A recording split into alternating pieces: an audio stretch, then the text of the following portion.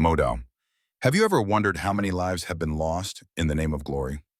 What if behind every roaring crowd, behind every championship belt, lies a history soaked in silence and blood? This isn't just about boxing.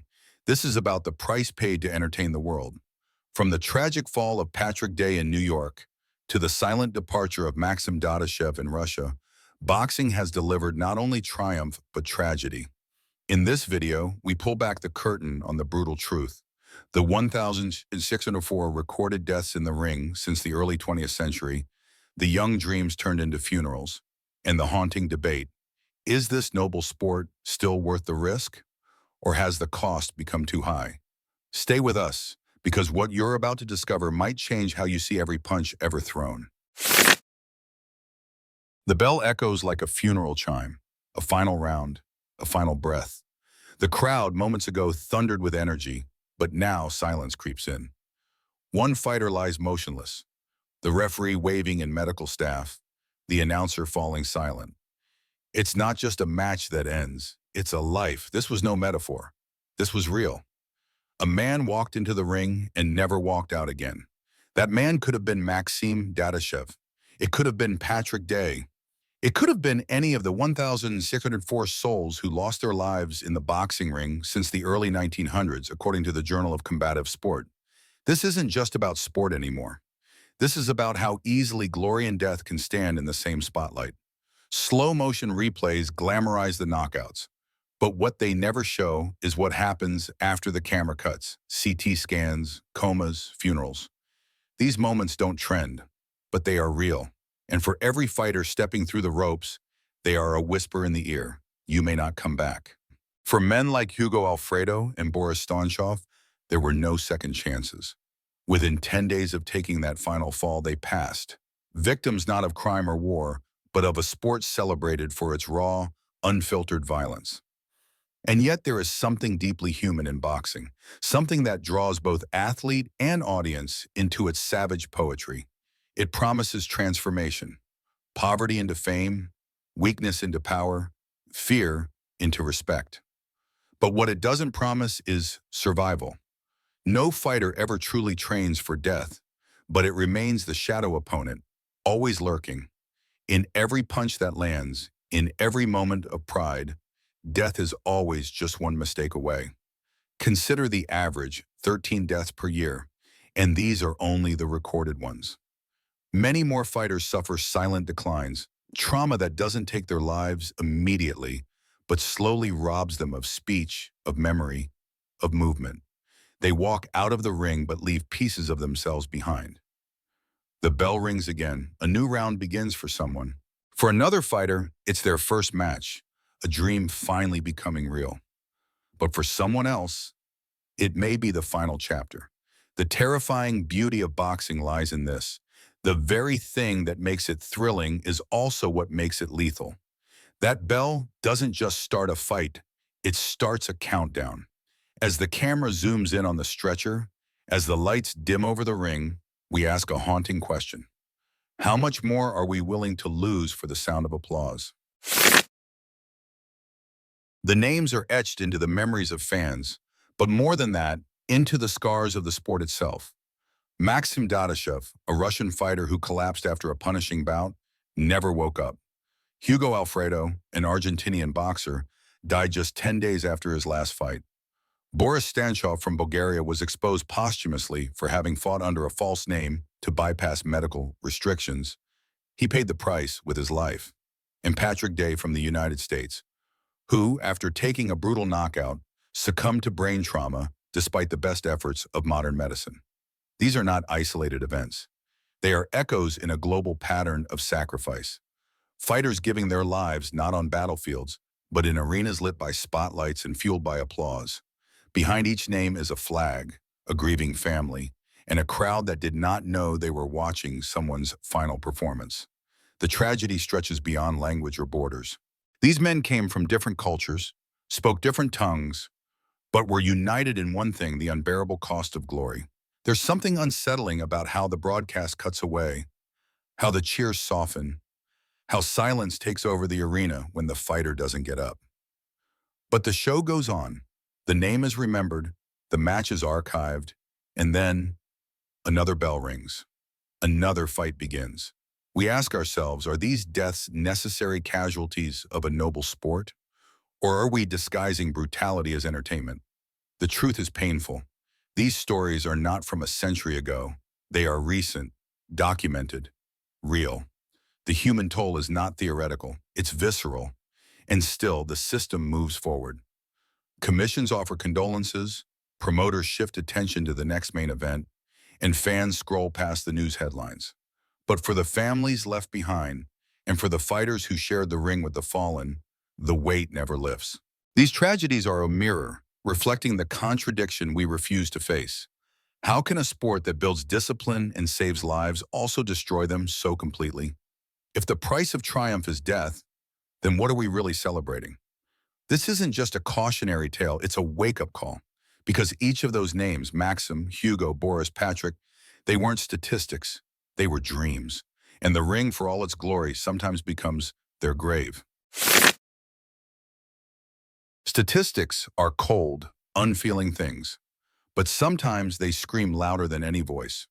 From 1890 to 2011, the Journal of Combative Sport recorded 1,604 boxing-related deaths. That's not just a number, it's a cemetery. 13 deaths a year on average. More than one fighter every single month, stepping into the ring and never walking out again. And these are only the reported deaths, the ones who collapsed in front of cameras, under the glare of arena lights, where records were kept. But what about the forgotten ones? The amateurs in poorly regulated bouts, the underground matches where no one watched? Except death? In the 1920s, boxing saw a staggering 233 deaths in a single decade. The Roaring Twenties weren't just jazz and freedom. They were blood and canvas, lives traded for cheers. By the 2000s, that number had dropped to 103. Progress? Yes. But cause for celebration? No. Because behind each of those improved figures lies another truth. The sport had to kill hundreds before it was willing to change. It's easy to look at those stats and call it evolution. Safety regulations, medical screenings, better training, but the past does not release its grip so easily. For every fighter who dies now, hundreds of others live with neurological trauma, chronic pain, lost years of memory, and nightmares that never fade. Imagine standing in a room filled with 1,004 silent figures. Each one had a name, a mother, a story, a dream. That's what these numbers mean. Boxing is not alone in this danger. But in boxing, trauma isn't the exception, it's the currency. Every fighter enters the ring with an unspoken pact. I may win or I may not wake up. And the world watches as if it's just another show. These numbers should disturb us. Not because they reveal something new, but because they expose what we've normalized. Death is not a glitch in the system. It's part of the spectacle. And the numbers, cold as they are, carry more weight than any championship belt. They are the shadow the sport refuses to outrun. Every statistic is a pulse that stopped. Every percentage is a son who didn't come home. So next time the crowd roars, next time we cheer a knockout, remember, some punches don't just end fights, they end futures. The scoreboard doesn't show it, but behind the glory, behind the glamour, boxing is still counting bodies. And the count isn't over. We like to believe in progress. It makes us feel civilized. It tells us that we've learned, that we've evolved beyond the barbarism of our past. And in boxing, yes, reforms have come. The number of rounds has been reduced from 15 to 12.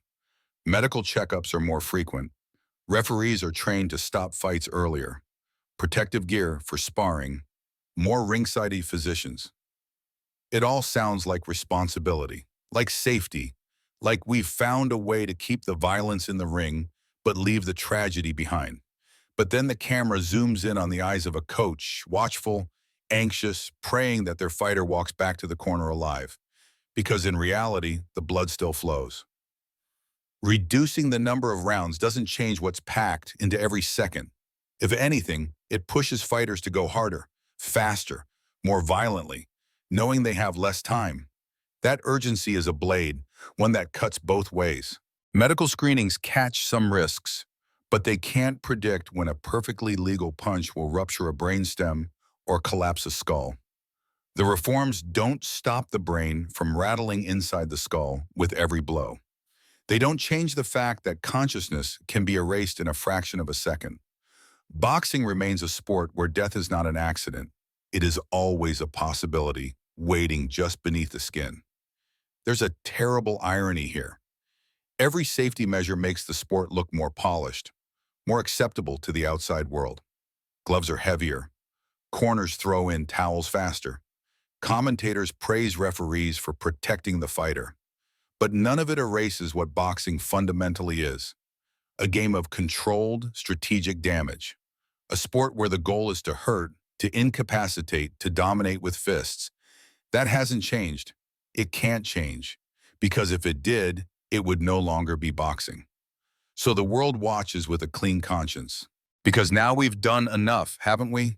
The reforms give us permission to cheer without guilt. But ask the families of those who didn't make it. Ask the fighters whose lives are now shadows. Ask the children who grow up visiting a father's grave instead of hearing his stories. The reforms help, but they are not salvation. They are bandages on a machine built to break people. Boxing's problem isn't that it hasn't changed. It's that no change can truly remove its core risk. Every fighter knows that. Every coach knows that. And now you do too. Imagine standing in a roaring stadium, thousands of voices rising like a tide. The lights are blinding, the chants intoxicating. Two fighters circle one another under the hot glow of expectation. For a moment, it feels like modern sport. But then, something ancient stirs.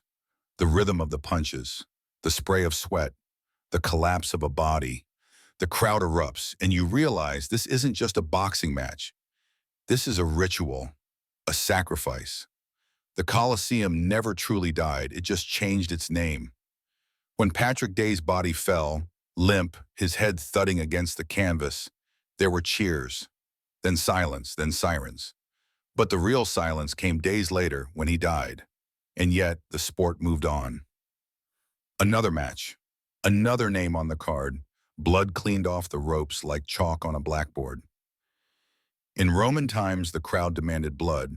Today, we tell ourselves it's about skill, heart, glory. But what happens in the ring is still an exchange of pain for applause. This isn't about demonizing boxing. It's about confronting what it really is. The fight game has always walked the razor's edge between sport and spectacle, between art and annihilation. The greatest matches are remembered not for their elegance, but for their brutality. Ali versus Frazier III, the Thrilla in Manila, was described by Ali himself as the closest thing to dying, and the world adored it. Replay after replay, sound bites, documentaries. We enshrine suffering. We romanticize it. We sell it. The fighter sacrifice is not just physical. It's psychological, emotional, spiritual. They climb into the ring carrying not just their fists, but the weight of expectation, poverty, legacy, survival. And when they fall, when their bodies fail or their minds begin to break, who catches them? The same crowd that cheered their destruction now scrolls past their obituary. The promoter finds a new rising star. The cycle renews. Yet still, young men and women step into the ring. Still, they train in dimly lit gyms, shadowboxing under flickering fluorescent lights, dreaming of titles and dignity. They know the risks. They've seen the headlines, but boxing gives them something no other world has: a shot, a voice, a way out, even if that way is lined with broken bones and silent funerals. So is boxing a noble sport or a gladiator's arena? Maybe it's both. Maybe that's why we can't look away. Because in a world that sanitizes everything, boxing is brutally honest. It doesn't pretend to be safe. It doesn't promise redemption. It only offers the truth, raw, punishing, and beautiful in its own violent way. And we, the spectators, must ask ourselves, when we cheer, what are we really applauding? In a time when every violent image can go viral within seconds, boxing has remained paradoxically both vilified and venerated. Headlines shout of tragedy, yet gyms stay full. Parents still bring their children to lace up gloves, to learn to cheat them, to step into a ring where bodies fall. And perhaps that's the contradiction we must wrestle with. How can a sport so deadly still be defended as humanitarian? Let's begin with numbers that surprise. According to the American Medical Association, only 0.13 out of every 1,000 boxing participants die each year. It's a grim number, yes, but statistically lower than death rates in sports like football, motor racing, scuba diving, and even horseback riding. That alone doesn't absolve boxing, but it reframes the debate. Death isn't endemic to the sport. It's an outlier. And yet, each outlier carries a name, a family, a life cut short. Here's the twist most don't expect. Boxing saves lives, not just metaphorically, literally. In cities riddled with gang violence and drug epidemics, boxing gyms often stand as sanctuaries. Not glamorous ones. No gleaming mirrors, no high-tech equipment. Just faded mats, worn-out gloves, and a coach who becomes more like a father.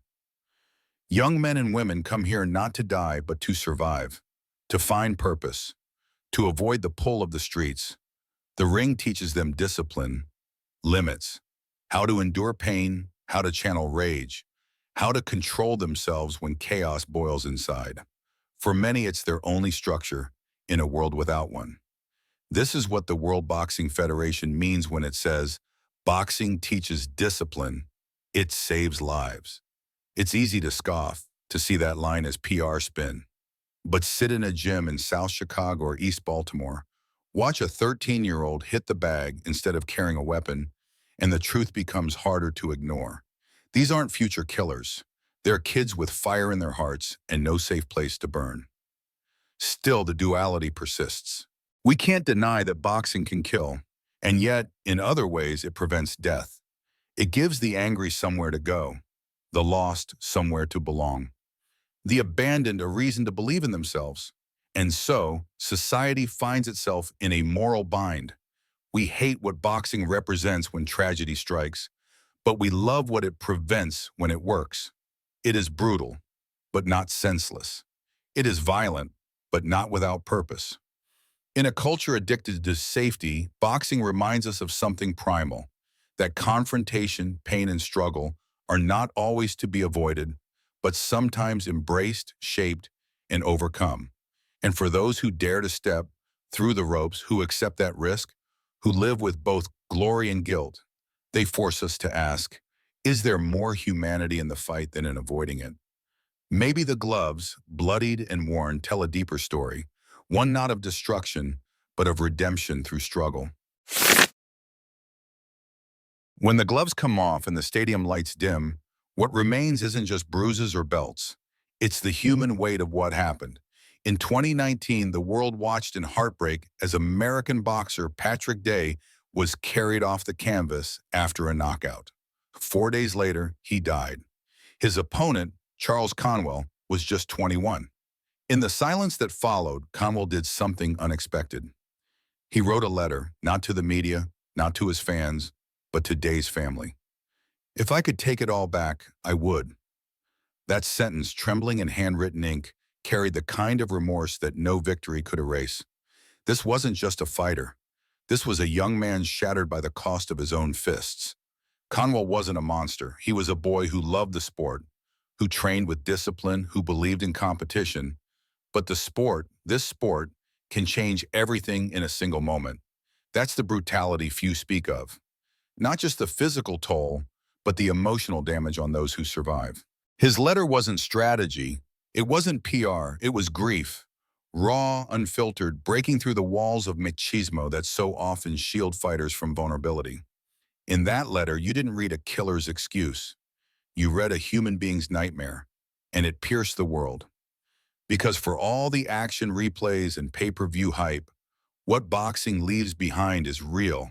It bleeds beyond the ring. But what followed next proved even more moving. Patrick Day's coach, Joseph Higgins, responded, Not with blame, not with anger, but with something more powerful, grace. We understand what you're going through, he wrote. Patrick would want you to keep going, to reach your dream. Forgiveness, carved out of the rubble of grief. In a world quick to punish, quick to cancel, here were two men, one grieving, one grieving and guilty, lifting each other up. The ring may shape the body, but moments like this shape the soul. Because in the harshest realities, in the irreversible, we see what kind of people we truly are. Conwell could have disappeared. Higgins could have raged.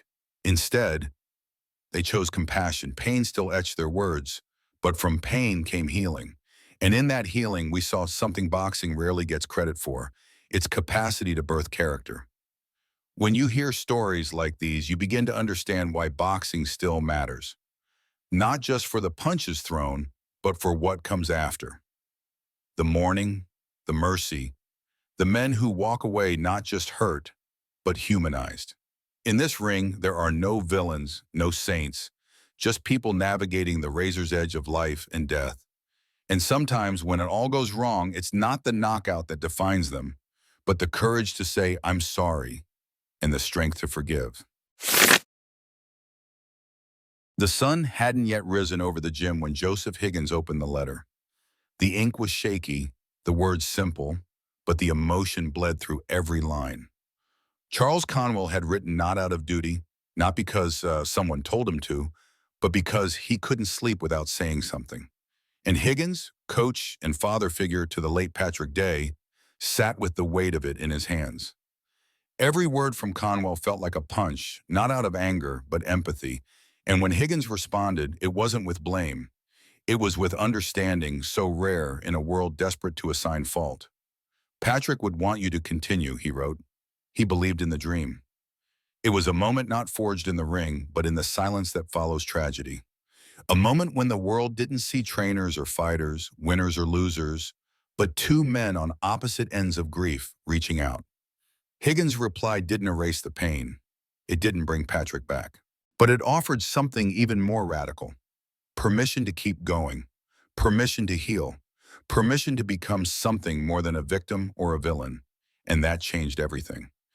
The boxing world expected headlines, anger, condemnation, but instead they got grace. From the corner where Day had trained came not a curse, but a blessing. Higgins' response was a sunrise after the longest night, a quiet defiance against bitterness. And maybe that's what made it so powerful. It wasn't loud. It wasn't a press release. It was human.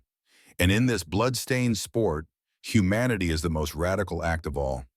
We often forget that coaches are more than strategy makers. They are dream keepers. And when a dream ends violently, they are the ones left to pick up the pieces. But Higgins didn't rebuild with revenge. He rebuilt with hope, not just for himself, not just for Patrick's legacy, but for Charles Conwell, the man who had unintentionally ended it. That moment reshaped how many viewed the sport. Because in a world obsessed with dominance, here was a story about surrender, about letting go of anger, about embracing the uncomfortable truth that two things can be real at once, that someone can hurt you and still be worth forgiving. It's easy to demonize a fighter. It's harder to admit they hurt too, but Higgins did. And in doing so, he taught the world something most boxing manuals forget, that the greatest strength isn't in the punch, it's in the heart that chooses not to harden. From this quiet exchange, a legacy grew, one not measured in titles or trophies, but in tenderness. Because sometimes the loudest victory bell rings not at the end of a fight, but in a letter quietly read at dawn, with tears on the page, and a soul that decides to still believe in good. The room was quiet, but it wasn't empty. Around the long table sat doctors, coaches, promoters, and representatives from boxing commissions around the world. On the walls, photos of legends, Ali, Tyson, Sugar Ray. But on the projector screen wasn't glory. It was a montage of bruised faces, concussions, and still frames of young men who never made it home. The air was thick with responsibility. These weren't just figures on paper. They were sons, brothers, dreams shattered beneath ropes and lights. The discussion wasn't about banning the sport. It was about transformation. Could they preserve the essence of boxing, the discipline, the poetry, the fire, without it becoming a modern-day execution? Could science and spirit coexist in a world defined by impact? A medical specialist spoke first, outlining new research into cumulative brain trauma, proposing mandatory recovery periods, not just between fights, but even sparring sessions. A veteran trainer pushed for investment in defensive technique over aggressive styles. A commission official suggested biometric helmets during training. But there was hesitation. Boxing isn't built for comfort, it's built for collision. And therein lies the paradox. How do you honor a sport that defines itself by risk while protecting the lives it shapes? Outside, a young amateur laced his gloves, watched by his father through the gym window. The future of boxing didn't sit in the boardroom. It was out there, in the fire of a kid who believed this sport would make him into something bigger than the streets he came from. Would it still hold that power if it changed? Back in the room, a quiet voice finally spoke, a retired fighter in his 50s, slurring slightly, words heavy with miles of pain. "We knew it was dangerous," he said, "but nobody told us it could follow us home, into our sleep, into our memory." He didn't ask them to ban boxing. He asked them to be honest, to stop pretending it was just a sport. It's war, but with rules. So make better ones. That shifted the room, because at the heart of it all, beyond the blood, beyond the bells, is something sacred. The will to survive, to overcome. Boxing is life distilled to its rawest form. It teaches courage, humility, grit. But if it costs someone their mind or soul, can we still call it noble? The challenge wasn't just medical, it was cultural. Can a sport obsessed with knockout reels also celebrate footwork, strategy, restraint? Can promoters invest in safety the way they invest in spectacle? No one had all the answers. But for the first time in a long time, they were asking the right questions. And maybe that's where real change begins. Not with outrage, but with responsibility. Not with banning the fire, but learning to handle it with reverence.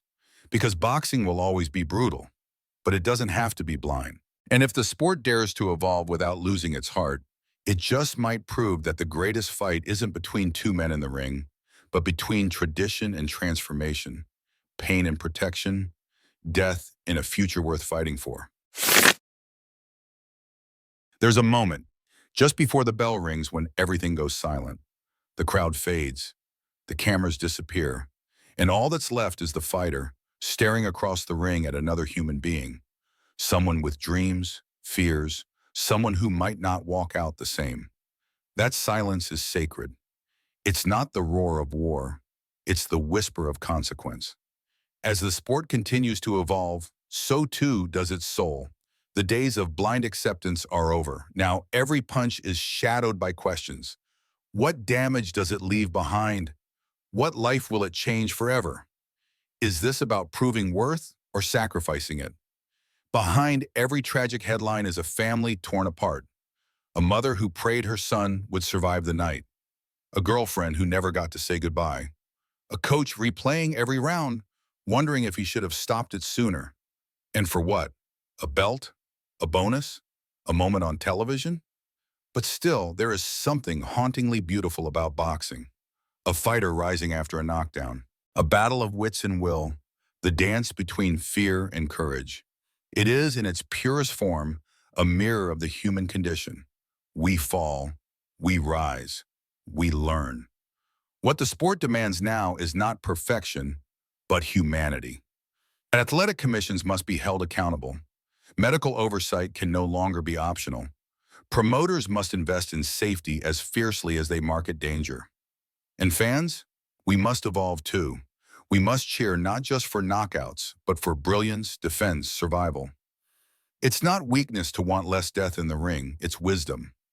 Because if we continue to glorify only the violence, we betray the very people we claim to admire. We turn our heroes into martyrs for entertainment, and we risk turning a noble art into a blood sport with no soul left to save. But it doesn't have to be that way. We can build a future where young fighters still dream, but don't die. Where fathers train sons to be warriors with minds just as strong as fists. Where Patrick Day's name and Maxim Dadashev's And all the others who paid the ultimate price are not forgotten, but fuel a transformation that honors their sacrifice. Because the real fight was never about defeating an opponent, it was about conquering the part of ourselves that confuses violence with valor. And now the bell rings not to start another round, but to awaken a sport, a culture, and a conscience. Boxing has always been more than fists and bone titles. It's been a place where the broken found purpose, where the voiceless found power. But power must come with responsibility. The deaths in the ring, over 1,600 and counting, are not just statistics. They are wake-up calls. This is not a call to end boxing, but to redeem it. Let it evolve, let it breathe. Let it protect the very lives it seeks to empower. The question isn't whether boxing is too brutal to survive. It's whether we're brave enough to make it better. To respect the pain, honor the past, and build a future where victory doesn't come at the cost of a man's life. Because in the end, the greatest champions are not the ones who stand tallest, but those who refuse to let silence follow a bell that should never have tolled. The fight is real. The future is ours. Let's choose life.